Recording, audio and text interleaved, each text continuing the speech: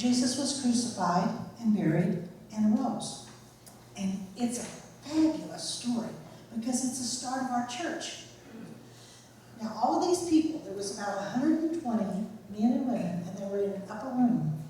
And they had been going there every day and praying because they had seen Jesus. They ate with him, they walked with him, they touched his hands where the scars was, and his side where they pierced him. They knew that he was alive. And then they watched him go up to heaven in a cloud. And he told them, stay and pray, and I'll send the Holy Spirit, who is a comforter, to you. So they were in this room praying. And all of a sudden, there was a mighty wind. Now, was you here when it rained here 2 or 3 days ago, and the wind blew, and there was worried about tornadoes up where you live? The wind blows up there too, doesn't it? Well, what if that wind was in the house, blowing like that? Wouldn't it kind of scare you? Well, that says they weren't scared because they knew that was the Holy Spirit. And then a little flame come on their head like a candle, each one. And they knew they had received the Holy Spirit.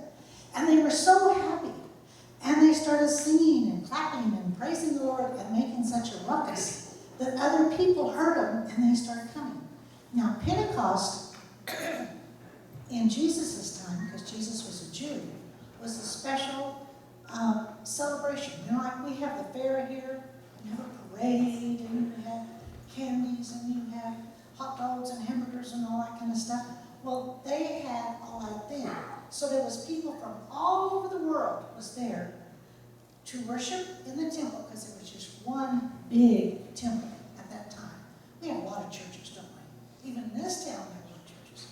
And they had just one big temple. So they were all coming there. So all these people came from all these other countries, and they didn't all speak the same language that Peter and the disciples spoke.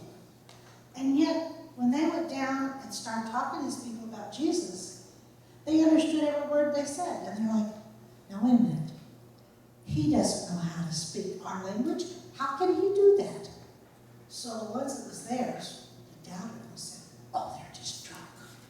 Said, no, we're not. Peter said, no, we're not. And then he told them about Jesus, about his birth, about his dying, about his raising from the dead, going into heaven, and that they sent the Comforter, and all they had to do was believe to become Christians, and guess what?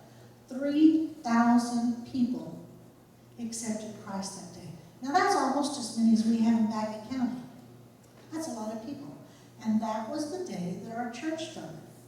That's why we celebrate Pentecost, and we wear red. Now look around this room. Do you see anything that represents what I'm talking about? What? The cross and a flame, right? And it's red, and the flame represents the Holy Spirit. How about this one over here? And that one over there. And you've got one up here that's red. It has the dove, which sometimes represents Holy Spirit too. Those are symbols. How about our candles? We bring in the fire to represent the Holy Spirit, welcoming him into our service. He comes anyway, right? But that's a symbol. And a symbol is like when you get married and they give you a ring, that's a symbol. Right? Ring didn't get you married, did it? It's a symbol. So that's what these are symbols. And if you notice, there's red on the Bible, there's red up on the altar, there's red over here, and there's red on the people sit on. Right, so red represents the Holy Spirit on Pentecost Day. And that's why this is so special. It's the day that our church was started.